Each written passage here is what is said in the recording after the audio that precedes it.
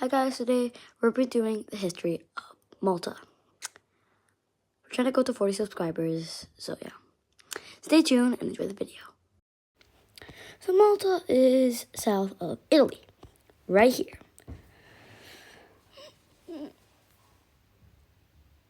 Okay, imagine this.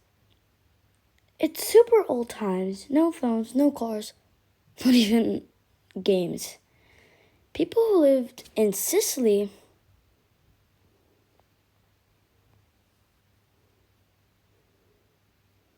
got on boats, came to Malta. These are the first Maltese. They built massive stone temples like Hajar Madyadra, and Hypogum. And guess what? These temples are older than the pyramids of Egypt. What?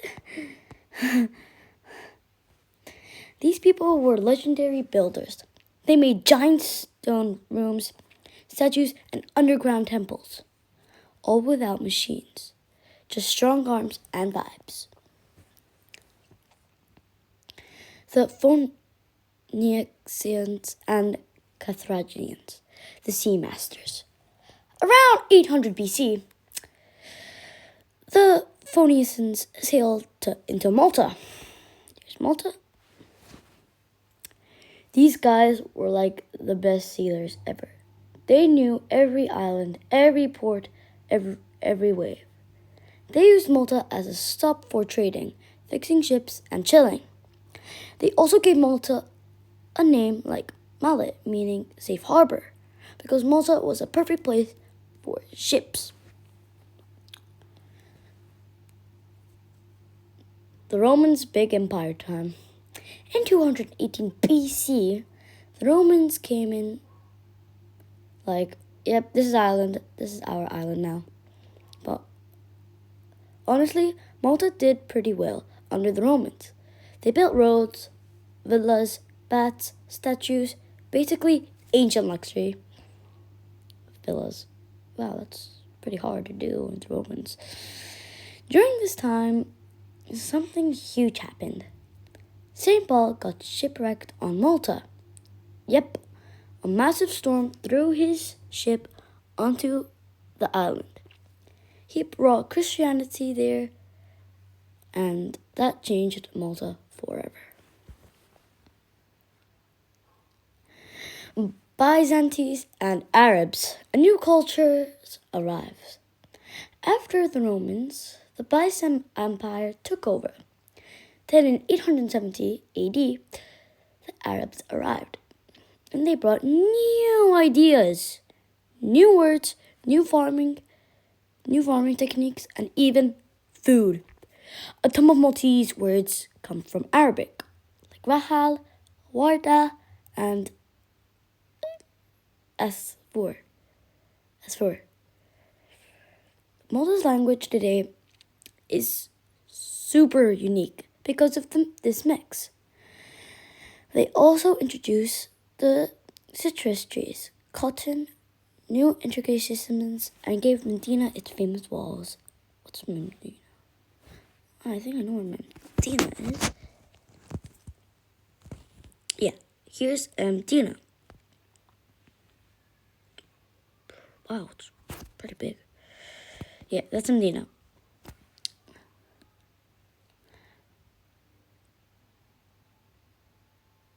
Medina, its famous walls and layout.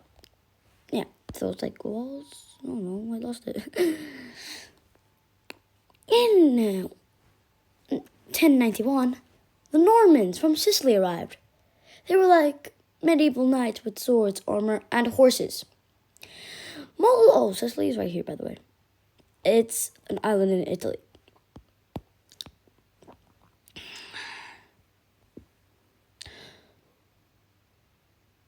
Malta became Christian again, and life slowly changed. More villages, more churches, more farming, and more European style. The Knights of St. John, the most iconic era. Now we enter the most famous part of Maltese history, the Knights of St. John. In 1530, the knights came to Malta. These guys were like LA warrior monks.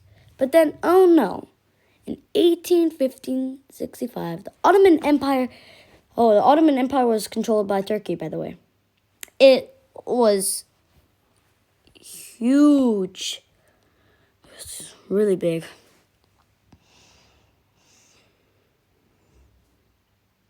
With one of the biggest armies ever. They attacked Malta with the biggest armies ever. This was called the Great Siege of Malta. It was intense, like a real life movie, but the Maltese and the knights fought back super hard, and they won. This made Malta famous across all of Europe. Oh, yeah, that's all of Europe.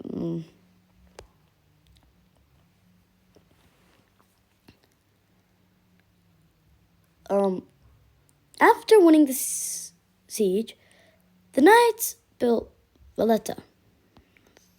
Where's Valletta?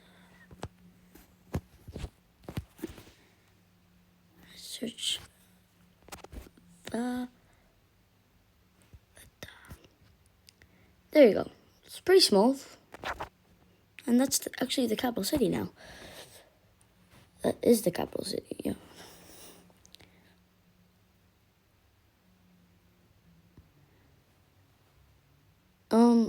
One of the first planned cities in the world. Valletta was one of the first planned cities in the world. It had big walls, forts, hospitals, one of the best in the world, and beautiful places.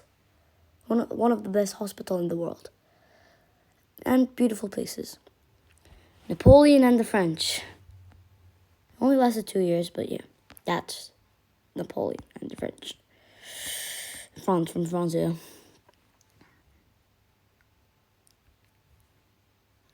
Next up, Napoleon. He arrived on his way to Egypt.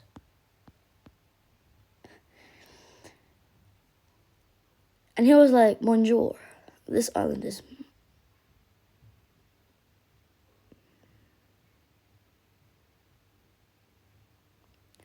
So he was on his way to Egypt, and he landed in Malta. And he was like, bonjour, this island is mine now. And it was for 2 years. Just 2 years. The Maltese didn't like the French rule, so they rebelled. They asked the Britain for help. Now we come to the British era. 18,000 to 1964. The British came and helped the Maltese. Kicked the French out, then Malta became part of the British Empire. Wow. This period changed Malta a lot. New schools, new buildings, the English language, tea time vibes, everything. During World War II, I already explained this in one of my videos. Yeah. Malta was bombed more than almost everywhere else, but the Maltese never gave up. So Britain gave Malta the George Cross, the highest award for their bravery. That's why it's on the Maltese flag. Now, this is the modern day Malta, Independence Day. Finally, Malta became independent in 1964, then a republic in 1974, then joined the EU in 2004. That's a lot of fours. Today, Malta is famous for sunshine, beautiful water, history, festus, films and movies, and food like pasty. And that, friends, is the epic history of Malta. From giant temples to knights to world wars to the awesome country we have today. Thank you for... Hold up, we're not done. This is the Maltese flag.